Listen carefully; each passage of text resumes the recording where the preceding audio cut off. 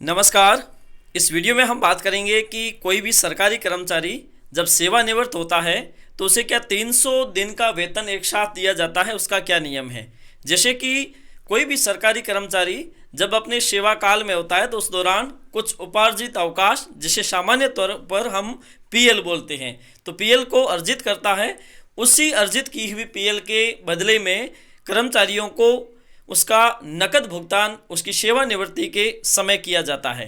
इसके साथ साथ कोई भी सरकारी कर्मचारी सेवा में रहते हुए भी इसका भुगतान ले सकता है। इसकी क्या प्रोसेस है, इसके बारे में हम इस वीडियो में बात करेंगे। सबसे पहले ये देखते हैं उपार्जित अवकाश।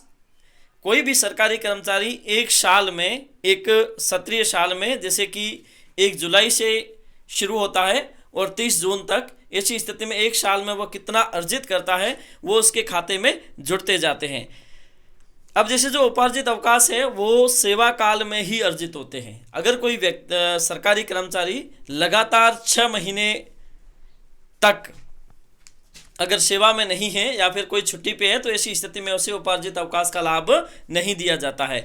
अब दरअसल अगर हम शिक्षकों की बात करें, शिक्षा विभाग की बात करें, तो प्रत्येक कर्मचारी को प्रत्येक वर्ष 15 पीएल दी जाती है और अन्य विभागों की बात करें तो वहां पर 30 पीएल दिए जाने का प्रावधान है। कोई भी सरकारी कर्मचारी शिक्षा विभाग में कार्यरत है और ग्रीष्मकालीन अवकाश या अन्य अवकाशों के दौरान अगर कोई और कार्य करता है तो उसकी एवज में भी उसे उपार्जित अवकाश दिया जाने का प्रावधान किया गया है और ये सब अपने सेवा काल में अर्जित करने का हकदार होता है। अधिकतम सीमा इसकी 300 है। 300 पीएल आप कोई भी सरकारी कर्मचारी अपने खाते में अर्जित कर सकता है अपने संपूर्ण सेवा काल में। अगर उससे ज़्यादा होगी तो वो लैप्स हो जाएगी, उससे कम होगी तो जितनी होगी उतना ही नकदीकरण किया जाएगा।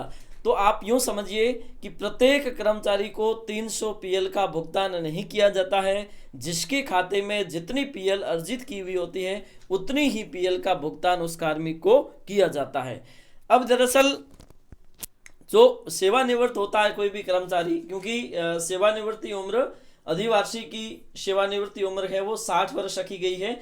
अब जब वो कार्मिक प्रथम नियुक्ति पाता है उससे लेकर 60 साल की आयु प्राप्त करने तक उसने कितनी पीएल अर्जित की है, यानी कि जो उपार्जित अवकाश है वो कितना अर्जित किया है, उस हिसाब से उसे पीएल का भुगतान किया जाता है। इसकी अधिकतम सीमा है वो 300 है, मतलब 300 दिन तक का वेतन दिया जा सकता है। इससे ज़्यादा पीएल अगर अर्जित है तो उससे वो सारी लैप्स हो जाती है। अब हम देखेंगे कि कोई भी सरकारी कर्मचारी जब सेवानिवृत्त होगा तो उसे कितने रुपए पीएल के रूप में दिए जाएंगे, यानी कि समर्पित रूप में, समर्पित अवकाश यानी उपार्जित अवकाश को समर्पित करके उसका नकदीकरण जो होगा, एक सरकारी कर्मचारी जब सेवानिवृत्त होगा तो उसे कितना पैसा मिलेगा पीएल के रूप में। जो पीएल की गणना की जाएगी वो मूलतः 2 चीजों पर की जाती है। एक तो मूल वेतन यानी कि बेसिक, अंतिम बेसिक, जब कोई भी सरकारी कर्मचारी सेवानिवृत्त हो रहा है तो उस समय का बेसिक प्लस उस समय का महंगाई भत्ता। मान लीजिए कोई भी सरकारी कर्मचारी इस महीने में 2022 में वर्तमान में अगर कोई कर्मचारी सेवानिवृत्त हो रहा है, ऐसी स्थिति में अगर हम देखें तो उसे 300 पीएल अगर उसके खाते में है तो उसे कितना पैसा मिलेगा। तो हम मान के चलते हैं कि उसका बेसिक है वो 80,000 रुपये है, ठीक है, और वर्तमान में डीए रेट आपको पता होगा 31 से 34% हो गया है। अगर हम 300 पीएल उसके खाते में है तो उसे कितने रुपए पीएल के रूप में मिलेंगे।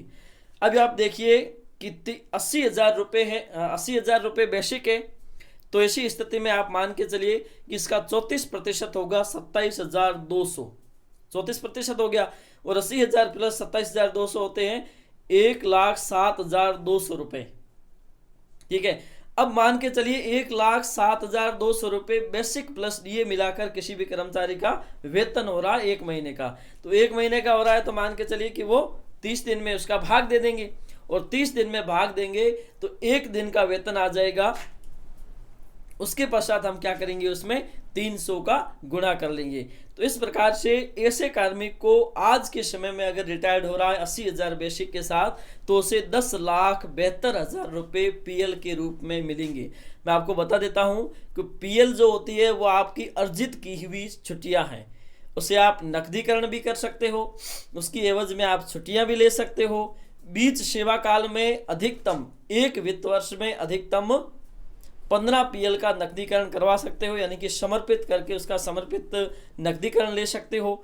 और ज़्यादा से ज़्यादा अपने संपूर्ण सेवा काल में अर्जित की हुई 300 पीएल का भुगतान सेवानिवृत्ति के समय किया जा सकता है। इससे ज़्यादा पीएल का भुगतान नहीं हो सकता है। तो ये मान के चलिए प्रत्येक कर्मचारी को उसके खाते में अर्जित की हुई पीएल का भुगतान किया जाता है, न कि प्रत्येक कर्मचारी को 300 पीएल का भुगतान किया जाएगा। आज के लिए इतना ही, धन्यवाद।